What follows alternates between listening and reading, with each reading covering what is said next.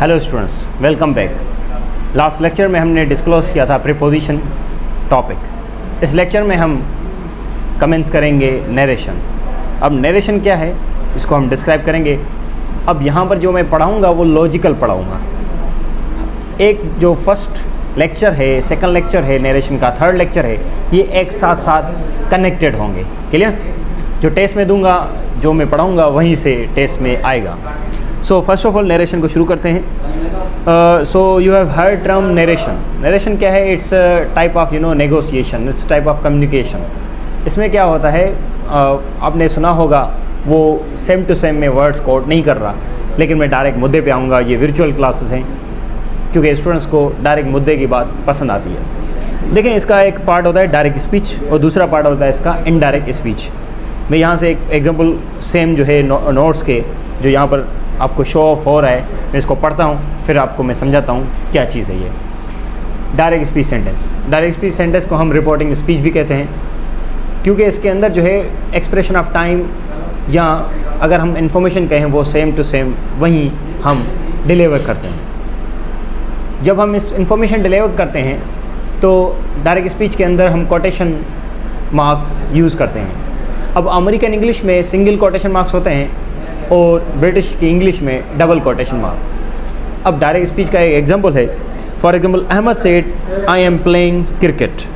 तो यहाँ पर Ahmad said I am playing cricket, inverted commas यहाँ पर हमने यूज़ की हैं। यहाँ पर डबल भी हो सकती हैं और सिंगल भी। क्लियर? अब आता है हमारा इनडायरेक्ट स्पीच। ये जो ऊपर वाला सेंटेंस था ये था डायरेक्ट स्पीच, क्योंकि जो मैं अगर बात कहूँ कि sir Sagar is teaching narration, अगर मैं कहूँ इसी का डायरेक्ट स्पीच कैसे होगा, इसी का ये खुद डायरेक्ट स्पीच है। आप इसको ही किसी और को बताओ sir Sagar is teaching narration, वो किसी और को बताए sir Sagar is teaching narration, ये डायरेक्ट स्पीच है, कोई चेंजिंग नहीं हो रही। लेकिन आप अगर आप इसको चेंजिंग करो तो इसको कहेंगे इनडायरेक्ट स्पीच, क्योंकि जो मैंने वर्ड्स कहे हैं वो सेम टू सेम आप उसको नहीं कर रहे, किसी और को नहीं बता रहे, उसमें आप चेंजिंग कर रहे हो। Sir Sagar said that he was teaching narration. For example, इसी को हम डिस्कस करते हैं। इनडायरेक्ट स्पीच वो स्पीच है जिसके अंदर हम एक्सप्रेशन चेंज करते हैं। टाइम का प्रेजेंट पास हो जाता है, पास और पास हो जाता है। सिमिलरली इसके अंदर हम रूल्स पढ़ते हैं, रूल्स के हिसाब से चेंजिंग करते हैं। ऑलराइट, मैं यहाँ पर एक सेंटेंस कहूँगा।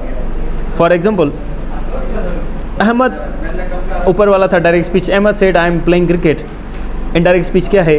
Ahmad said that he was playing cricket. वहाँ पर आई एम प्लेइंग क्रिकेट को आपने क्या कहा? पहले प्रोनाउन चेंज किया।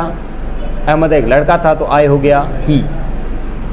Is am playing into was playing, present progress into past progress. Similarly हम टाइम को भी चेंज करते हैं, प्लेस को भी चेंज करते हैं, प्रोनाउंस को चेंज करते हैं। तो दूसरे जो सेक्शंस होंगे विथ सीक्वेंस हम इसको डिस्क्लोज करेंगे। क्लियर? Go ahead. यहाँ पर मैं एक और चीज़ आपको समझाना चाहता हूँ। Narration is all about reporting verb. अब ये रिपोर्टिंग वर्ब क्या है? For example, Sanam said I learn English daily. अब यहाँ पर इसके दो हिस्से हैं, सनम सेड, दूसरा है आई लर्न इंग्लिश डेली।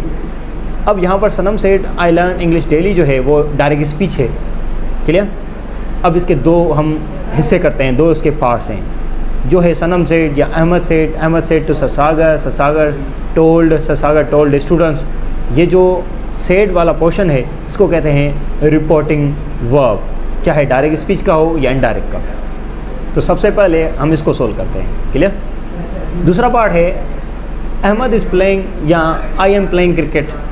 अगर डायरेक्ट स्पीच है तो इसको कहेंगे reporting speech. Clear? Complete sentence को भी और दूसरे सेक्शन को भी। नेक्स्ट, अगर इनडायरेक्ट स्पीच है तो एक बात याद रखना, उसको हम कहते हैं reported speech. For example, Ahmad said that. अब जो अहमद सेड वाला है या अहमद टोल्ड वाला है, इसको हम कहते हैं रिपोर्टिंग वर्ब। क्लियर? अब इसको हम चेंज करते हैं, that's why it is called reported speech. He was playing cricket. Clear?